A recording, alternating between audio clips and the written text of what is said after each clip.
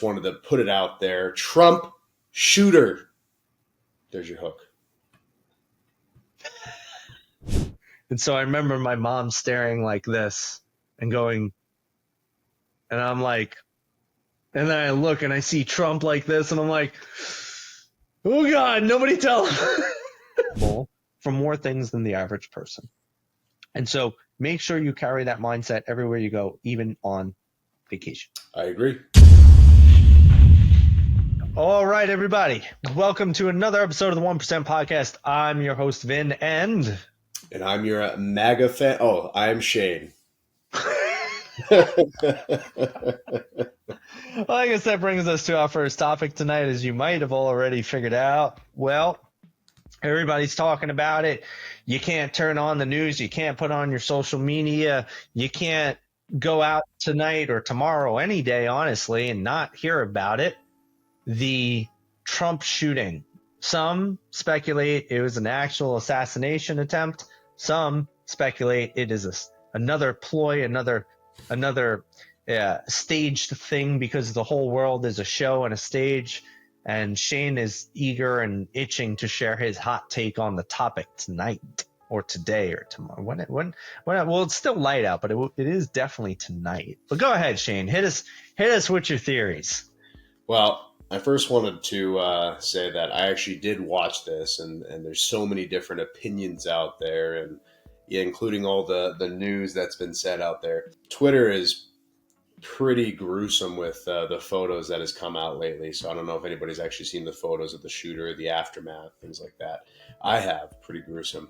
I do think it was an assassination attempt. It's a pretty far distance with even that assault rifle that he had. You can't shoot somebody in the ear and attempt that 3 times and not go for the head. Even professionals shooting an ear, I mean, so close to your head, right? Any remote close of centimeter difference, it was game over. So this was a 20-year-old who clearly didn't have his head on the right shoulders here. And from what it's not a way to get ahead in life. And from what I've seen, that the dad had a dad joke, that the dad had a gun case and it wasn't locked up, and that's how he was able to obtain it. And I'm not going to go into gun safety and things like that, but I think all around this was pre-planned. Anyways, I would recommend doing your own research. It's a crazy world that we live in out here. I think there's been 3 presidents in our lifetime, not in our lifetime, in the lifespan of presidents itself, that have actually been assassinated. This would be the 4th one. So wait. Who we got? We got JFK and we got Abraham Lincoln. Who's the 3rd president? The 3rd one, I'll have to look come it on, up, don't but I use think Google. it's Richard something. Richard Nixon's character was assassinated. I don't know if that counts. Oh, I wasn't even close. It was Abraham Lincoln, William McKinley in 1901, and JFK. And all the shooters have been identified and paid their crimes. But anyways, this would be the, I wouldn't even say the 4th attempt, because there's been probably all their attempts. But anyways, it's a crazy world that we live in here, especially for a kid like that. I just wanted to put it out there. Trump shooter. There's your hook.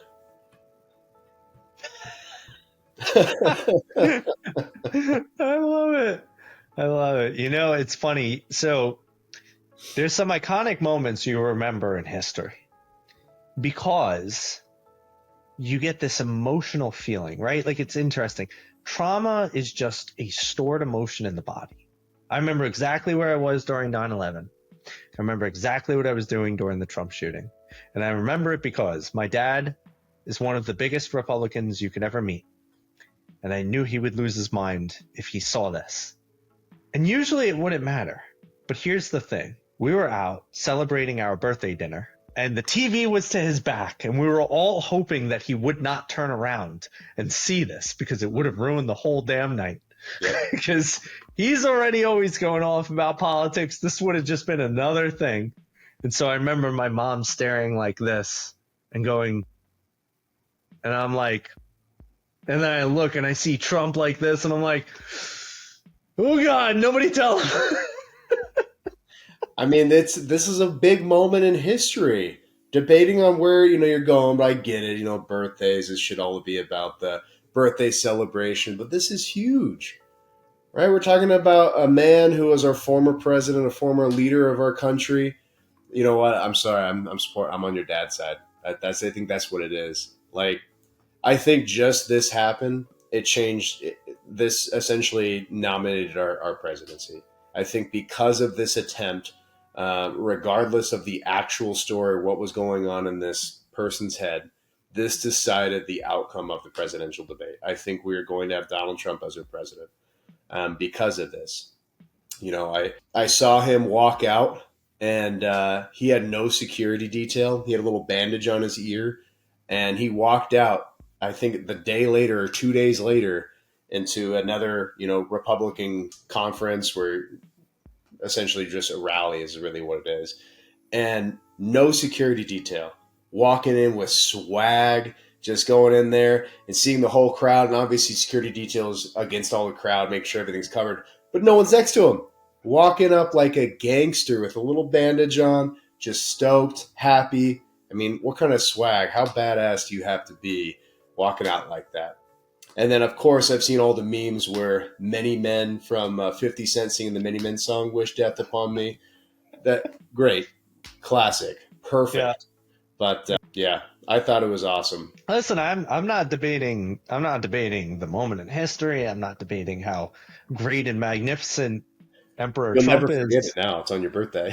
It was actually, yeah, it was actually, yes, it was on my actual birthday. The I just remember the fear of my dad going into a tirade on our birthday because I just wanted to enjoy the night, and we did because he didn't see the TV, and Oh, nobody brought it to his attention, and oh, it was such a phenomenal night. No, it really was. It was so great, and none of that would have been happening if he saw that on TV because he's just completely consumed by politics at this point, and I need the election to be over so I could have civilized conversation with my dad once more. Not that we have any debate. It's actually just a one-sided thing where I'll sit there or go for a walk with him, and then for however long this walk or sit is, I listen to him just rant and rave about the world and how I don't care enough about it. And like I care very deeply about the world. I just take the position that I'm going to deal with what I can actually do, as opposed to be upset about things that I have zero control over because it doesn't serve me in any way.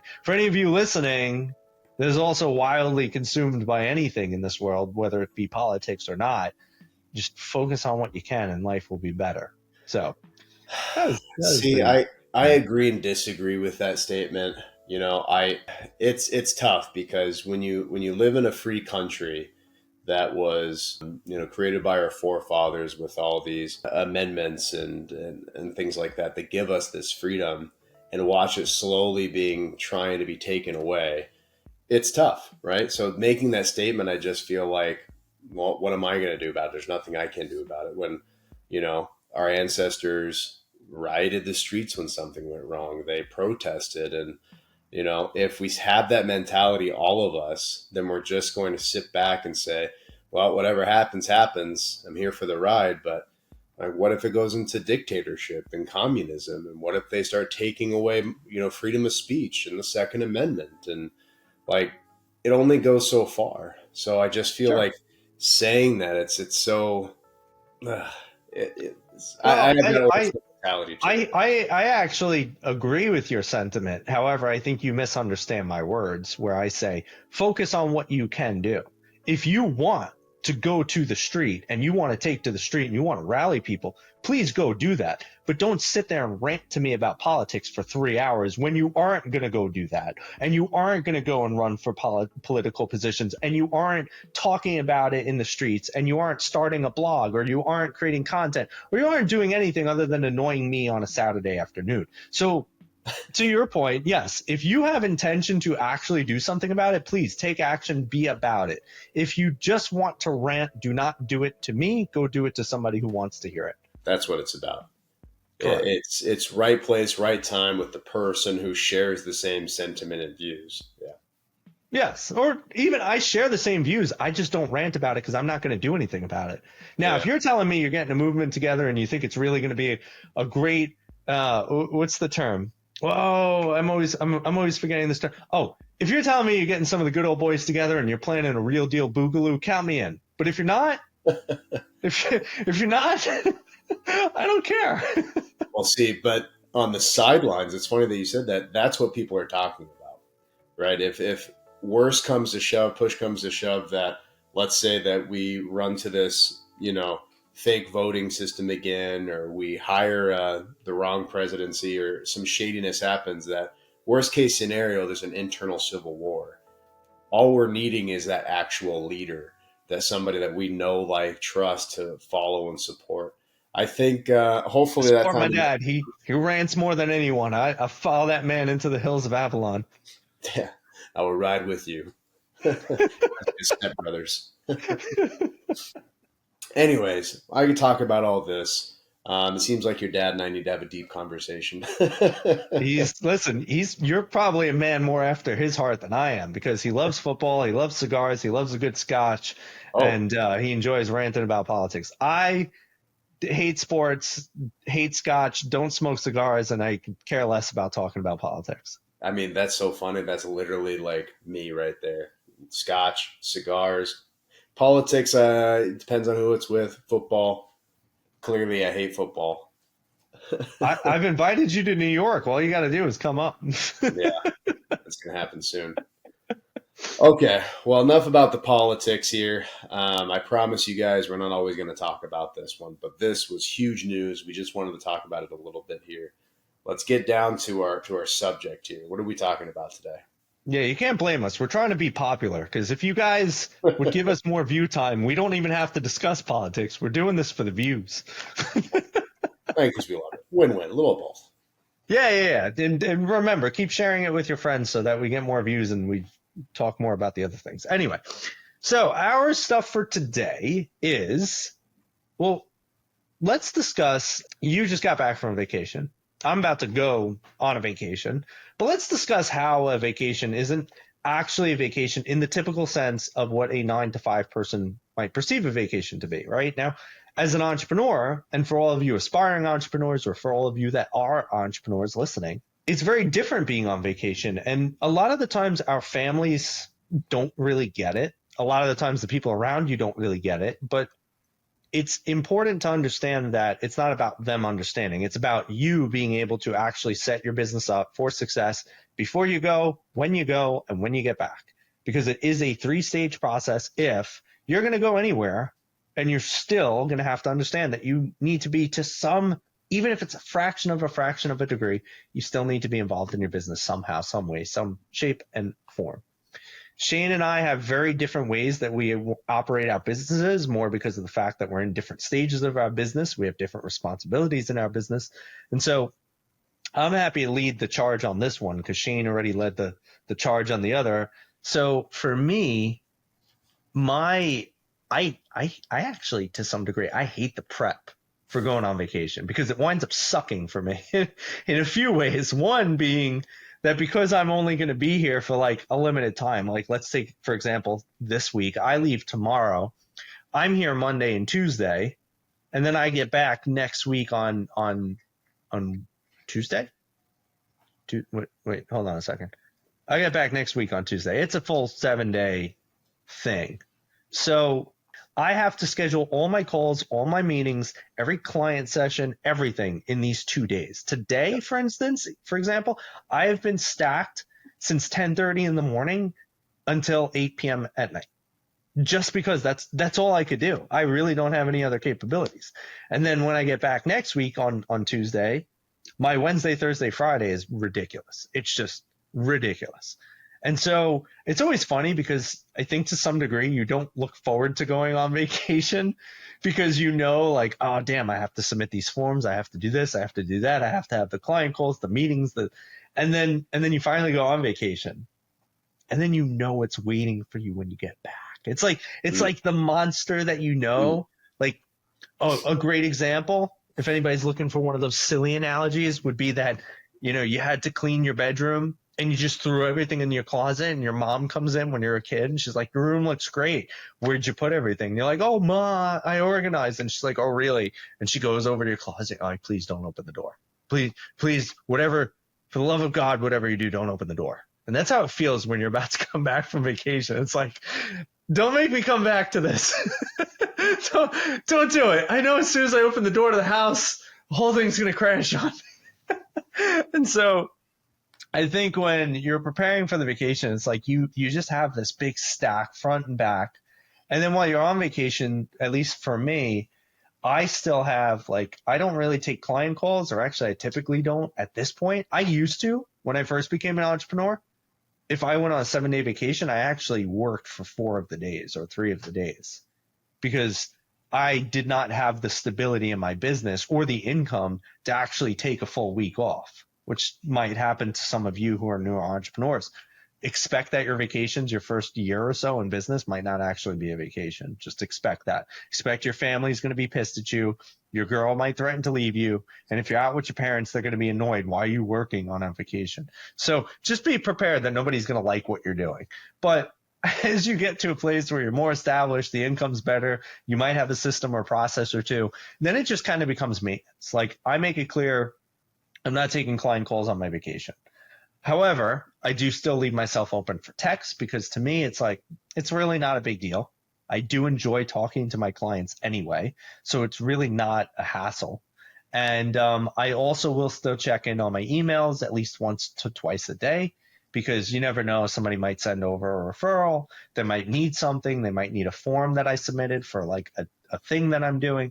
So as long as you've set up a way to maintain the small things that still create those touch points in your business, I think it's a lot easier. And then, of course, we all know I have my great VA that's doing phenomenal work for me. So I also still check in on her daily reports and make sure everything's going as is. And if there's any adjustments that need to happen, I'll shoot a message.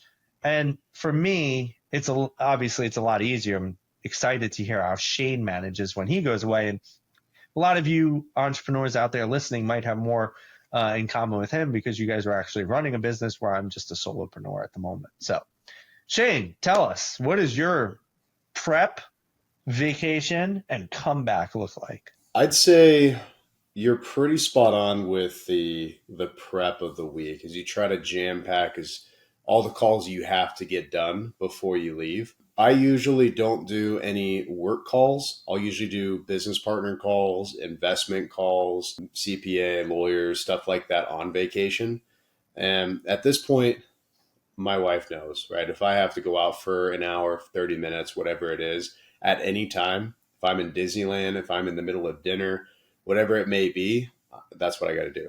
I mean, it sucks, but that's one of the downsides, if you want to call it that, about being a business owner for multiple businesses. It's just, it's nonstop. It really is. As far as the VA company, I'm blessed to have my CIO Rays, who actually VIN coaches and helps stay and keep her on track with everything that she needs to do, which she oversees my 500 employees on top of all my directors and managers. So she's really the pulse of the VA group.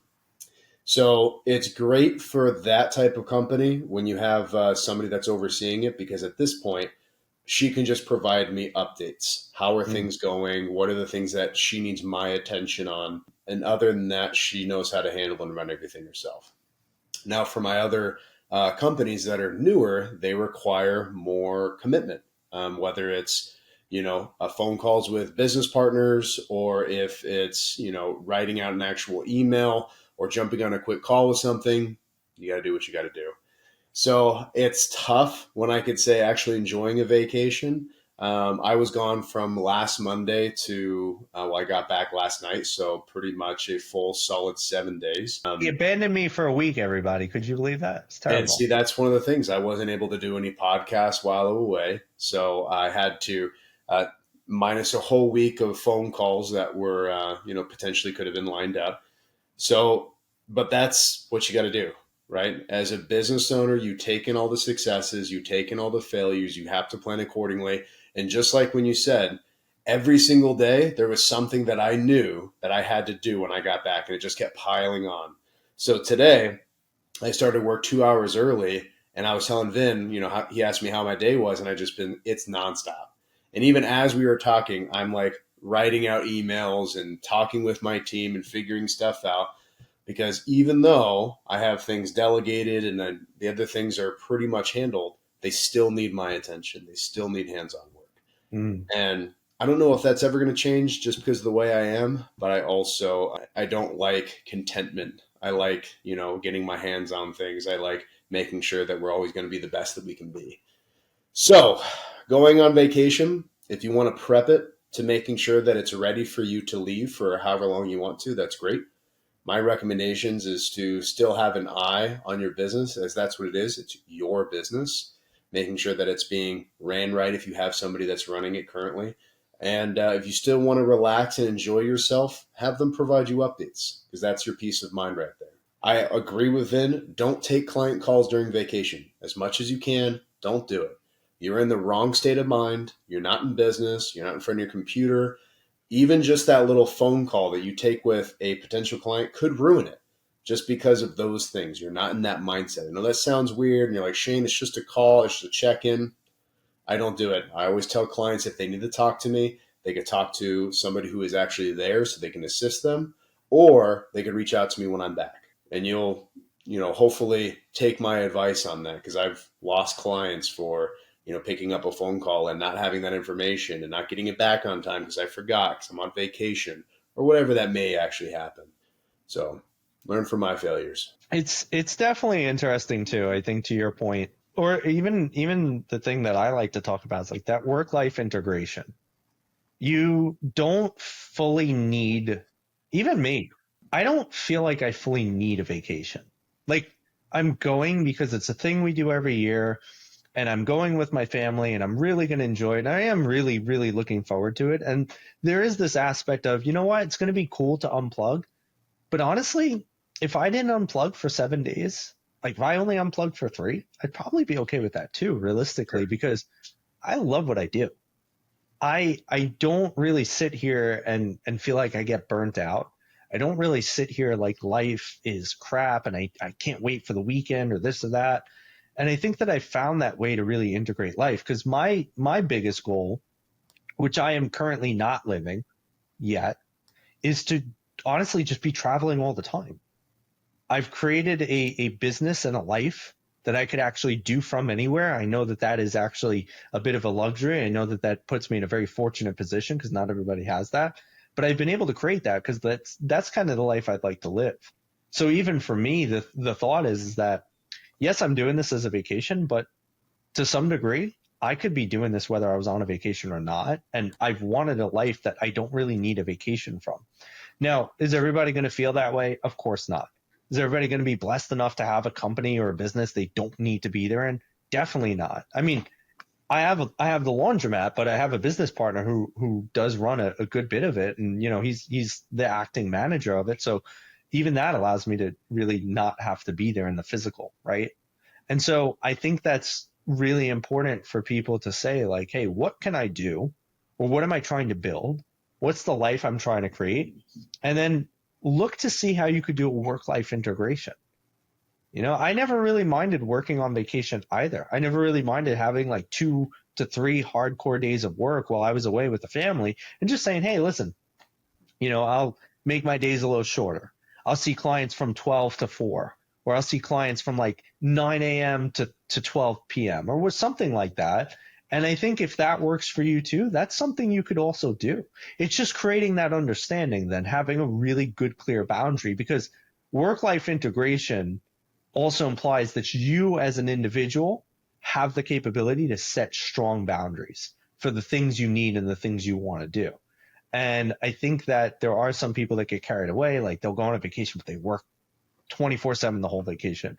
Or they'll be here at home and they're really not working at all. And then they're like, oh, I can't wait to go on a vacation too. And so I think that there's these nuances to it, but I do think it is important to set up a way that you can, to some degree, still be involved no matter what when you're away on a vacation. There's two things that I wanted to say from what you were saying. I think the biggest joy that I've had from owning the VA group, which is my pride and joy is it's something that I love doing because I'm helping people. I'm giving jobs. I know I'm supporting families. I know I'm doing a good thing, and it shows, right, with my reviews, with my clients, with the feedback, with the testimonials. So when you do something that gives back, just like you do with your clients, I honestly feel like it's so heartfelt and it's something that's easy to come back to, right? Because you love it. It's not something that you're like, oh, I got to go back to work on Monday. It's like you're excited. Like it's so weird. I love what I do, and I think that's like the big difference of it just being a 9 to 5 or just being a job. Like this is something that you actually love, and if you don't love it and you are a business owner or you are an entrepreneur, maybe you can figure out how you can love it, or maybe you start thinking of a shift. The next thing is it really is about communication and work ethic because I've also had business partners that I won't say names if you're watching out there, that'll go on vacation and just be like, "Don't bother me. I'm on vacation," right? And I'm not about that life. So you need to have communication about there, right? If you go into that mindset and you are a business owner, there better be some clear communication with the business partner Mm. because that to me, which there's no problem with that, but that's like a 9 to 5er, right? If you Yeah. have a regular job and you want to just forget about life for a while, which is amazing, you want to go enjoy and be in the moment and go live it up with your family and friends, that's awesome. But if you own a business, you know that's not the case. I've had a guy that I've partnered with, and he pissed me off because of that 9 to 5 mentality. Like, See? and it's funny too because it's not even revolving around vacation, but this just comes up because it's reminding me of it. Where we would be busy and maybe we wouldn't be able to touch base during the week or something, and then I'd be like, "Hey, man, so yeah, like." Even though I typically don't even really do much on a weekend because I have my family and it's really a priority for me to spend family time on the weekends, I'd say, hey man, let's get like an hour or so on a Saturday or a Sunday or whatever. Oh, I can't, we're going to go out for dinner, or, I have my family, like my mom and my dad are coming up for the day and they're going to hang out in the pool with me or whatever. There was no willingness to find even an hour at some point on the weekend because it's the weekend and families coming by or whatever the case is. And, listen, some people might be sitting here and being like, well, that's a little harsh. You want to spend time with the family. Like, what if you want to spend time with the family? I'd say, well, then I'll get up an hour earlier. I'll get up an hour before. Like, if it's truly that important that I spend the time with my family from like 9 a.m. to 10 p.m. and there's not even 45 minutes within the day, then I will get up at 6 or 7 or 8 or 5 and I will do what I need to do and accommodate and find the time for my business partner so that we could get stuff done instead of being like, sorry, I'm going to lounge in a pool all day. Like the hell you are. What do you mean you're going to lounge in a pool all day? You crazy? Come over there. If you can get everything done in a Monday through Friday, then great. If you need to and you have a business partner and said we need to get stuff done, we need to blank, then you got to get it done, right? Yeah. Businesses is a priority. If it's putting food on the table and shelter over your family's heads, and it's you and a business partner are relying on this, you got to do what you got to do. Absolutely. But You, I'm also a firm believer that you should be able to get everything done Monday through Friday because that's the belief, that's the mentality that I've given off to my employees that I don't believe in overtime. And I've been a firm believer in that in a long way. You need to do what you need to do to finish all of this. If you can't get it done, then you yep. can't get it done. You have to tell me you can't get it done. But you should be able to get all this done within that time frame. If not, and I needed to get done, okay, then let's work on this. Yeah, I don't disagree. And to be fair, like I said, I typically don't even work on the weekends. If I'm doing something on the weekend, it's probably something that's more just like some paperwork I didn't get to or something I didn't fill out or whatever the case. But in those situations where I'm like, hey, this needs to get done, you need to do it, period. And so don't have, even with that, like if you're going to be an entrepreneur, don't have that 9 to 5 mentality. Don't think that you're going on a vacation and that's it. And like, whatever's going on is going on. You always have to have some degree of willingness Because like even that, if I'm on vacation and a real fire comes in, I got to deal with it. Like if my business partner from the laundromat calls, he's like, dude, this is a real situation. Like if I can't physically get there, which I probably won't because I'm on vacation, I'm happy to sit there on the phone and try and figure out as long as it takes. And I've done things like that. I don't care because I know that's what comes with being responsible for things. As an entrepreneur, you have to understand you are responsible for things. You can't just like that's the privilege of being an entrepreneur. You get the freedom to go on a vacation when you want to go on a vacation, not ask for permission to do it, or you want to take your weekends off because you feel like it, or you want to take a day off in the middle of the week. Your privilege to do that comes with the privilege of being responsible for more things than the average person. And so make sure you carry that mindset everywhere you go, even on vacation. I agree. Perfect. Then we'll end it there. All right, everybody. As usual, thank you for tuning in to this episode of the 1% Podcast. I'm your host, Vin. And I'm Shane. And make sure that you like, share, follow, comment, message us, share your insights on how you feel about this. What do you do to prepare for, vacation? Yeah, we'd love to hear your responses. Yeah. So definitely subscribe and tell us what you think. Tell us how you vacate. Tell us if you think we're wrong, we're right, or somewhere in between. We're happy to debate with you or even just have a conversation. So thanks. We'll see you soon, everybody.